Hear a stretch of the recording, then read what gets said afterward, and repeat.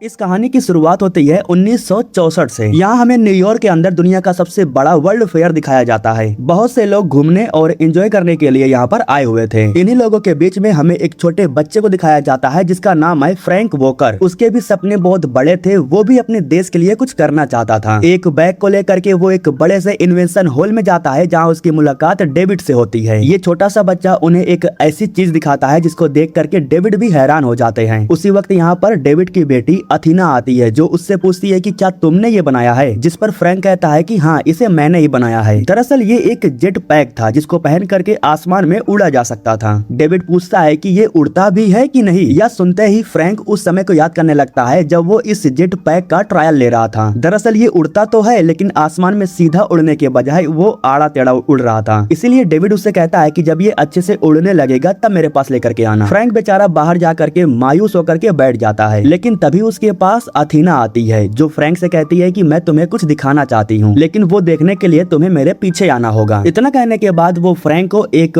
Pin देती है और उसे अपने पीछे आने के लिए कहती है। अथीना अपने पिताजी के साथ बोट में बैठ करके यहाँ से जाने लगती है। इसके बाद फ्रैंक भी जा करके एक बोट में बैठ जाता है और इनका पीछा करता है। गलती से एक सीक्रेट दरवाजा खुल जाता है और उस दरवाजे के अंदर जाने के बाद फ्रैंक एक स्टेशन पर पहुंच जाता है। ये एक प्रकार से लिफ्ट था। फ्रैंक जैसे इसके अंदर जाता है तो वो उसे ऊपर लेकर के जाने लगता है। यहाँ पर फ्रैंक एक झलक अथीना को भी देखता है। उसी वक्त फ्रैंक के सामने एक रोबोट आ जाता है जो उसका जेट पैक लेकर के उसे ठीक करने लगता है। जब जेट पैक ठीक हो जाता है तब इस बार फ्रैंक उसे लेकर के अच्छे से उड़ने लगता है। अपने जेट पैक से उड़ करके वो इस पूरी दुनिया को देख रहा था। इस दुनिया के बारे में अगर मैं आपको बताऊं तो आप इसे फ्यूचर मान सकते हो, लेकिन ऐसी भी दुनिया है इसके बारे में हम इंसानों को नहीं पता है क्योंकि पृथ्वी वासियों से इस जगह को छुपा करके रखा गया है। अब यहाँ से दोस्तों सीन शिफ्ट होता है और हमें पूरे 40 साल बाद का सीन दिखाया जाता है। 1964 के बाद अब हमें 2003 का समय दिखाया जाता है। यहाँ पर हमें केसी नाम करके एक लड़की को दिखाया जाता है जो चोरी चुपके नासा के लॉन्च प्लेटफॉर्म में घुस गई थी। इस प्लेटफॉर्म पर कुछ बड़े बड़े क्रेन रखे हुए थे। केसी इन सभी क्रेन में शॉर्ट सर्किट करके उन्हें खराब कर देती है। इसके बाद वो अपनी बाइक से वापस घर आ जाती है। घर पर हम टॉम को देखते हैं जो केसी का भाई है और वो अभी भी जगा हुआ था और उसके भाई को ये भी पता है कि केसी क्रेन्स को खराब करने के लिए गई थी। इधर बाहर के साइड में जब केसी की बाइक के पास कोई नहीं था तब वहाँ पर एक लड़की आती है और वो लड़की कोई और नहीं बल्कि अथीना थी जिसे हमने मूवी की शुरुआत में देखा था फ्रैंक के साथ। उसे देख करके हैरानी वाली बात ये हो रही थी कि 40 साल बीत चुके हैं लेकिन अभी भी वो बच्ची की तरह ही दिख रही थी। खैर ऐसा क्यों हुआ ये तो हमें कहानी में आगे मालूम चलेगा। फिलहाल वो यहाँ पर इसलिए आई थी क्योंकि वो अपनी दुनिया का एक पिन निकाल करके केसी के हेलमेट में रख देती है। अगले दिन सुबह में हमें मालूम चलता है कि जो केसी के पिता हैं वो नासा में इंजीनियर हैं, लेकिन दिक्कत की बात यह है कि सरकार कोई और काम करना चाहती है, इसलिए वो नासा के लॉन्च प्लेटफॉर्म को गिराना चाहती है। यही वजह है कि केसी अपने पिता की जॉब को बचाने के लिए सारे क्रेन्स को खराब कर रही थी। जब क्रेन ही खराब हो जाएगा तो प्लेटफॉर्म गिराएगा कौन। केसी के डैड के पास एक कॉल आता है और कॉल पर उन्हें कोई बताता है कि क्रेन्स को किसी ने खराब कर दिया है, इसलिए कुछ समय के लिए काम रुक गया है। लेकिन वो ज्यादा खुश भी नहीं हो सकते थे क्योंकि सरकार नए क्रेन्स मंगा रही थी।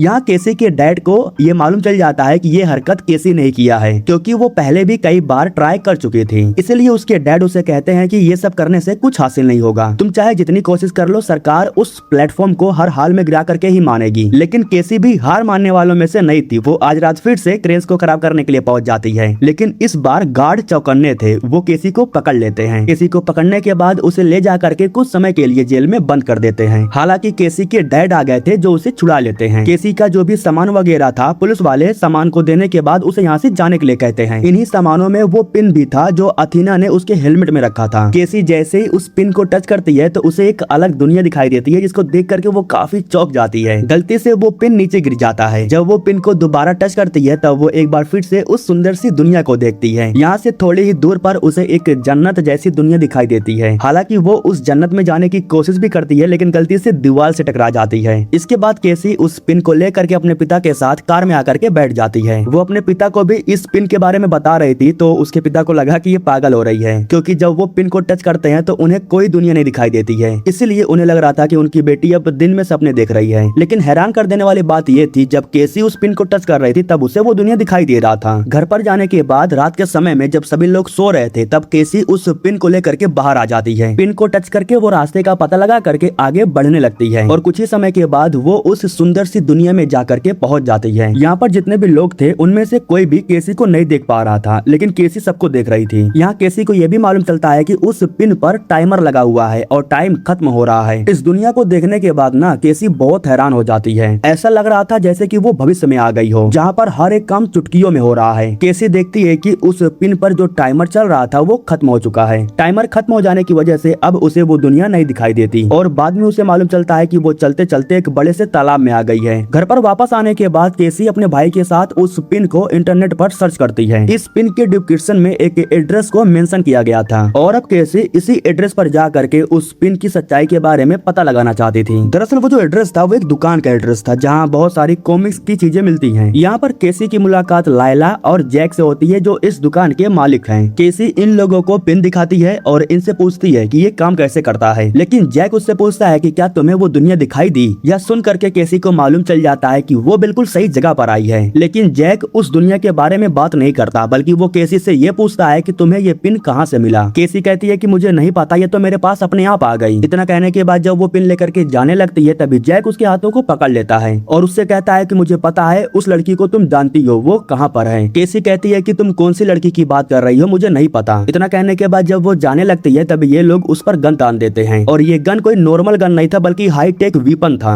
अगर इसकी गोली इंसान को लग गई तो वो इंसान के चीथड़े उड़ा सकता है। अचानक से इन लोगों का ध्यान भटक जाता है जिसकी वजह से केसी को भागने का मौका मिल जाता है। वो जैसे ही भागती है तभी ये लोग उस पर फायर कर देते हैं लेकिन फिर भी वो बच जाती है। ये लोग केसी को खत्म करने वाले थे लेकिन तभी इनके पास एक बॉल आती है। दरअसल ये बॉल भी कोई नॉर्मल बॉल नहीं था, ये भी एक हाई टेक वीपन था। जब वो फटता है तो ये दोनों उसी बॉल में फ्रीज हो जाते हैं और केसी का भी आधा हाथ उसी बॉल में फ्रीज हो जाता है। दरअसल उस बॉल को अथीना ने फेंका था। वो केसी से कहती है कि मैं तुम्हें बचा लूंगी। उस बॉल की पावर धीरे धीरे खत्म हो रही थी। दिक्कत की बात ये थी कि केसी इन दोनों के निशाने पर थी, लेकिन उसे कुछ हो पाता उससे पहले अथीना उसे खींच लेती है। तो वो जैक और लायला इन दोनों पर हमला कर देती है। वो लायला के सर को धड़ से अलग कर देती है और फिर हमें मालूम चलता है कि ये दोनों के दोनों रोबोट थे। जैक अचानक से फट जाता है लेकिन शुक्र था कि समय रहते ये दोनों बाहर आ गए थे। इसके बाद अथीना केसी को कार में बैठाती है और उसे लेकर के यहाँ से जाने लगती है। यहाँ वो केसी को बताती है कि वो पिन मैंने ही तुम्हें दिया था लेकिन मुझे नहीं पता था कि तुम सब गड़बड़ कर दोगी। इतना कहने के बाद अथीना की आवाज काफी खराब निकलने लगती है क्योंकि उसका एक शॉर्ट सर्किट हो गया था। दरअसल दोस्तों अथीना भी लायला और जैक की तरह एक रोबोट है। जब केसी को इसके बारे में मालूम चलता है तो वो काफी डर जाती है। वो जानबूझ करके ब्रेक मारती है और कार से उतर करके भागने लगती है। हालांकि अथीना कह रही थी कि मैं तुम्हारे यहाँ हेल्प करने के लिए आई हूँ। इतना कहते हुए जब वो भी कार से बाहर आती है तभी एक कार उसे बहुत ही बुरी तरह से ठोक देती है। कार का जो ड्राइवर था वो नीचे उतर करके अथीना को देखने लगता है। इतने में केसी जा करके उस कार में बैठ जाती है और कार को लेकर के यहाँ से जाने लगती है। कुछ समय के बाद अथीना भी बिल्कुल ठीक हो जाती है। दरअसल वो रोबोट है इसलिए उसे कुछ हुआ नहीं। वापस से वो कार के अंदर आकर के कार को रोक देती है और केसी से कहती है कि बेवकूफी करना बंद करो, मैंने तुम्हें अपनी आखिरी पिन दी है, मुझे सब कुछ ठीक करना है इसलिए तुम्हारी हेल्प चाहिए। यहाँ केसी को मालूम चलता है कि पिन को टच करने के बाद जिस दुनिया को वो देख रही है उसी दुनिया से अथीना आई है। केसी उससे कहती है कि क्या तुम मुझे उस दुनिया में ले जा सकती हो, जिस पर अथीना कहती है कि हाँ, लेकिन उससे पहले हमें एक और इंसान की जरूरत होगी, वही इंसान हमें उस दुनिया में ले जा सकता है। सीन शिफ्ट होता है और हमें पुलिस वालों को दिखाया जाता है जो कि जैक और लायला के दुकान पर जा करके इन्वेस्टिगेशन कर रहे थे। उसी वक्त यहाँ पर काले कपड़े पहन करके कुछ लोग आते हैं जो पुलिस वालों से कहते हैं कि हम सीक्रेट सर्विस से आए हैं। तभी एक पुलिस वाला दुकान के अंदर से एक रोबोट का सर लेकर के बाहर आता है। ये रोबोट सिर्फ एक बात बार बार बोल रहा था कि एक छोटी सी बच्ची थी। ठीक उसी वक्त सीक्रेट सर्विस वाले अपना हाईटेक वीपन निकाल करके पुलिस वालों को उड़ा देते हैं। दरअसल ये लोग भी रोबोट हैं और ये लोग अथीना को पकड़ने के लिए यहाँ पर आए हैं। इधर जो अथीना थी वो केसी को बताती है कि उस इंसान से मुलाकात करने के लिए हमें न्यूयॉर्क जाना होगा। अथीना कार को ड्राइव कर रही थी लेकिन केसी आराम करते करते सो जाती है क्योंकि रात भर उसने कार को ड्राइव किया था और जब केसी की आंख खुलती है तब वो अपने आप को रोड पर गिरा हुआ पाती है। दरअसल अथीना उसे फ्रैंक के घर के सामने छोड़ करके चली जाती है। घर पर जा करके जब वो दरवाजे को नॉक करती है तब फ्रैंक कहता है कि यहाँ से चली जाओ, मुझे तुमसे बात नहीं करनी है। लेकिन तभी केसी पिन निकाल करके उसे दिखाती है और उसे कहती है कि मुझे इस पिन के बारे में तुमसे बात करनी है। पिन को देखने के बाद फ्रैंक उसे अंदर लेकर के जाता है। केसी उससे पूछती है कि आखिर हुआ क्या था, तुम इतनी अच्छी जगह को छोड़ करके वापस क्यों आ गए। जिसके बाद फ्रैंक उसे बताता है कि उन्होंने मुझे जानबूझ करके निकाल दिया, मैंने एक ऐसी चीज बनाई जो नहीं बनाना चाहिए था, इसी वजह से उन्होंने मुझे निकाल दिया। इस कंट्रोल रूम में काउंटडाउन चल रहा था जो कि 58 दिनों का था, मतलब कि 58 दिन बाद कुछ होने वाला था और 58 दिनों के बाद जो होने वाला था वो होने का प्रोबेबिलिटी लगभग 100% था, मतलब उसे टाला नहीं जा सकता था। लेकिन जब केसी यहाँ पर आई तब उनमें अचानक से बदलाव देखने को मिलता है, मतलब कि फ्रैंक को भी इस बात का एहसास होने लगता है कि इस चीज को टाला जा सकता है। फ्रैंक बताता है कि मैंने एक ऐसी ऐसी चीज बनाई थी जिसकी मदद से हम भविष्य देख सकते थे। उस चीज की मदद से मैं तुम्हें बता सकता हूँ कि तुम कब मरने वाली हो, किस दिन मरने वाली हो। जिस पर केसी कहती है कि ये तो किस्मत की बात है, इसे हम बदल भी तो सकते हैं। ठीक उसी वक्त घर के बाहर वो रोबोट आ जाते हैं जो इनका पीछा कर रहे थे। दरअसल वो जो रोबोट थे वो केसी का पीछा करते हुए यहाँ तक आए थे। इन रोबोट्स को लग रहा था कि अथीना घर के अंदर है, इसलिए ये लोग घर पर हमला करने के लिए जा रहे थे। लेकिन तभी फ्रैंक शटर को डाउन कर देता है और जो रोबोट घर के अंदर आ भी रहे थे उन्हें ठिकाने लगाने के लिए फ्रैंक ने पहले से तैयारी करके रखी थी। मतलब कि उसे भी ये बात पता थी कि ये रोबोट जरूर आएंगे। वो केसी को लेकर के एक कमरे में जाता है जिसमें एक टब था। ये बहुत स्पेशल टब था। इसमें बैठने के बाद ये लोग प्लेन की तरह उड़ जाते हैं और जा करके तालाब में लैंड करते हैं। अब जैसे ये लोग तालाब से बाहर निकलते हैं तो उसी वक्त यहाँ पर अथीना आ जाती है और वो इन्हें लेने के लिए आई थी। लगभग 40 साल बाद फ्रैंक उसे देख रहा था। यहाँ पर केसी ये भी बताती है कि यही मुझे तुम्हारे पास लेकर के आई थी। अथीना के पास एक कार थी और वो इन्हें लेने के लिए आई थी। वैसे फ्रैंक का जाने का मन तो नहीं था, लेकिन फिर भी वो कार में जाकर के बैठ जाता है क्योंकि रोबोट के हाथों मरने से तो बेहतर ही था। यहाँ अथीना फ्रैंक से कहती है कि हमें वापस वहाँ पर जाना है और तुम हमें वहाँ पर ले जा सकते हो। फ्रैंक कहता है कि मैं नहीं जा सकता, तुम्हें भी पता है अगर मैं गया तो वो मुझे जान से मार देंगे। अथीना कहती है कि उन्होंने मुझे भी बाहर निकाल दिया है, इसलिए मुझे तुम्हारी हेल्प की जरूरत है। अगर तुम हमें वहाँ पर नहीं लेकर के गए तो हम सब ठीक नहीं कर पाएंगे। काफी रिक्वेस्ट करने के बाद फ्रैंक इन्हें वहाँ पर ले जाने के लिए तैयार हो जाता है। दरअसल फ्रैंक का एक सीक्रेट वायर स्टेशन था। इसे फ्रैंक ने खुद बनाया था। इसी से वो एक जगह से दूसरी जगह पर ट्रेवल करता है। मतलब कि ये चीज ऐसी थी कि इसमें आप बैठ जाओ और जहाँ पर आपको जाना है उसके डेस्टिनेशन को डाल दो। ये चीज आपको एक झटके में उस जगह पर पहुंचा देगी। तो उसमें बैठने के बाद फ्रैंक इन लोगों को लेकर के पेरिस के आईफिल टावर पर आता है क्योंकि यहाँ पर एक सीक्रेट रॉकेट था और इसी से ये लोग वहाँ पर जाने वाले थे। लेकिन दिक्कत की बात ये थी कि यहाँ भी रोबोट आकर के पहुंच जाते हैं। रोबोट हमला करते उससे पहले ये लोग रॉकेट में जाकर के बैठ जाते हैं और उसे लॉन्च कर देते हैं। अब वो जो रॉकेट था वो इन्हें उस दुनिया में लेकर के जाने वाला था जहाँ इन लोगों को जाना था। ये लोग रॉकेट के जरिए इसलिए जा रहे थे क्योंकि बाकी के रास्तों को बंद कर दिया गया था। डेस्टिनेशन को डालने के बाद ये लोग उस दुनिया में जाकर के पहुंच जाते हैं। लेकिन यहाँ आने के बाद थोड़ा तोड़ फोड़ हो जाता है जिसके बारे में डेविड को मालूम चल जाता है और ये लोग गलत तरीके से घुसे थे तो इसलिए डेविड इनका हाल चाल पूछने के लिए चला आता है। वो फ्रैंक से कहता है कि जब मैंने तुम्हें यहाँ से निकाल दिया था तो फिर तुम यहाँ पर दोबारा क्या करने आए हो। जिसके बाद फ्रैंक कहता है कि केसी उस चीज को ठीक कर सकती है। वो डेविड को यह भी बताता है कि मैं तुम्हारा सिग्नल कॉपी कर रहा हूँ। जब भी तुम उसे यहाँ से शुरू करते हो तब मैं उसे वहाँ देखता हूँ, उसका परसेंटेज गिर रहा है। जिसके बाद डेविड कहता है कि तुम्हें लगता है ये दुनिया को बचाएगी, ये नामुमकिन है। अब इसके बाद डेविड इन लोगों को थोड़ा और डिटेल में बताने के लिए इन्हें एक टावर के पास लेकर के जाता है। जब ये लोग टावर पर जा रहे थे तब इन्हें भविष्य की कुछ झलकें दिखाई देती हैं, जिस पर डेविड इन्हें बताता है कि ये पूरा टावर एक धातु से एनर्जी लेता है जो बिजली से भी काफी तेज है। टावर के अंदर जाने के बाद इनके सामने वो चीज आती है जिसे फ्रैंक ने बनाया था। दरअसल फ्रैंक इसी चीज की बात कर रहा था। इसी चीज के जरिए ये लोग वर्तमान, भूतकाल और भविष्य सब देख सकते हैं। इस गोले का इस्तेमाल करके केसी सबसे पहले अपने घर में जाती है। घर के अंदर केसी अपने आप को देखती है और इस चीज को हुए लगभग 3 दिन बीत चुका था। केसी को जब मालूम चलता है कि इससे फ्यूचर भी देखा जा सकता है तो वो सबसे पहले नासा लॉन्च प्लेटफॉर्म पर जाती है, ये देखने के लिए कि क्या सच में प्लेटफॉर्म टूटेगा या बचा रहेगा। लेकिन यहाँ पर उसे कुछ और दिखाई देता है। उसे दुनिया की सच्चाई दिखाई देती है। भविष्य में दुनिया किस तरीके से बर्बाद, तबाह हो रही है उसे वो दिखाई देता है। आखिरी में वो अपना घर देखती है जो पानी से डूबा हुआ था। ये था हमारा भविष्य, इंसान की सभ्यता ही खत्म होने वाली थी। यह सब देखने के बाद केसी जा करके डेविड से कहती है कि तुम्हें सब कुछ पता है, तुम इसे रोक सकते हो, इंसानों को बचा सकते हो। इसके बाद डेविड कहता है कि मैं इंसानों को अपनी दुनिया में नहीं ला सकता क्योंकि वो लालची होते हैं। इंसान स्वार्थी होते हैं, सिर्फ अपने बारे में सोचते हैं। अगर सारे इंसान यहाँ पर आ गए तो वो हमारी दुनिया भी तबाह कर देंगे और मैं इंसानों की या फिर पृथ्वी की परवाह क्यों करूं? हमारी दुनिया तबाह नहीं होने वाली है, हम सुरक्षित हैं। वैसे केसी को तो नहीं दिखाई देता, लेकिन अथीना और फ्रैंक देखते हैं कि दुनिया एक पल के लिए कितनी ठीक हुई थी। इन्हें सुंदर दुनिया की झलक दिखाई देती है, जिसका मतलब ये था कि अभी भी उम्मीद है, इसे हम ठीक कर सकते हैं। लेकिन पता नहीं क्यों डेविड इस बात को मानने के लिए तैयार नहीं था। जब फ्रैंक उससे ये कहता है तो वो फ्रैंक को बेहोश कर देता है और फिर वो सभी लोगों को ला करके एक कमरे में बंद कर देता है। यहाँ केसी भी काफी अपसेट थी क्योंकि उसने भी अपनी आंखों से देख लिया था कि दुनिया किस तरीके से तबाह हो रही है, सब कुछ बर्बाद हो रहा है। लेकिन तभी अचानक से केसी को एंटीना के बारे में याद आता है जो फ्रैंक के घर पर लगा हुआ था। सारे मॉनिटर में साफ साफ दिखाई दे रहा था कि किस तरीके से दुनिया तबाह हो रही है। ऐसा इसलिए हो रहा था क्योंकि फ्रैंक ने उस चीज का सिग्नल कॉपी किया था जो भविष्य इन्हें दिखा रहा है। एक प्रकार से फ्रैंक ने दूसरे डायमेंशन का सिग्नल कॉपी कर लिया है। केसी का यही कहना था कि क्या हो अगर वो चीज हमें पॉजिटिव दिखाने के बजाय नेगेटिव दिखा रही हो, मतलब कि वो मॉनिटर हमें भविष्य न दिखा करके सिर्फ पॉडकास्ट दिखा रही हो। केसी का इतना कहना था कि हमें उस मॉनिटर को हमेशा हमेशा के लिए बंद करना होगा, लेकिन ये मुमकिन नहीं था क्योंकि डेविड इन लोगों को यहाँ से भेजने वाला था। हालांकि फ्रैंक और केसी आ करके डेविड को समझाते हैं, उससे कहते हैं कि हमें उस मॉनिटर को रोकना होगा, फिर सब ठीक हो जाएगा। लेकिन डेविड को इन सब से कोई फर्क नहीं पड़ रहा था। फर्क इसलिए नहीं पड़ रहा था क्योंकि वो खुद चाहता है कि ऐसा हो, वो चाहता है कि दुनिया तबाह हो। वो सिर्फ इतना कहता है कि मुझे माफ कर देना, मैं कुछ नहीं कर सकता। इतना कहने के बाद वो पोर्टल के जरिए इन्हें यहाँ से भेजने लगता है। लेकिन तभी फ्रैंक डेविड पर हमला कर देता है और उसे लेकर के पोर्टल के बाहर चला जाता है।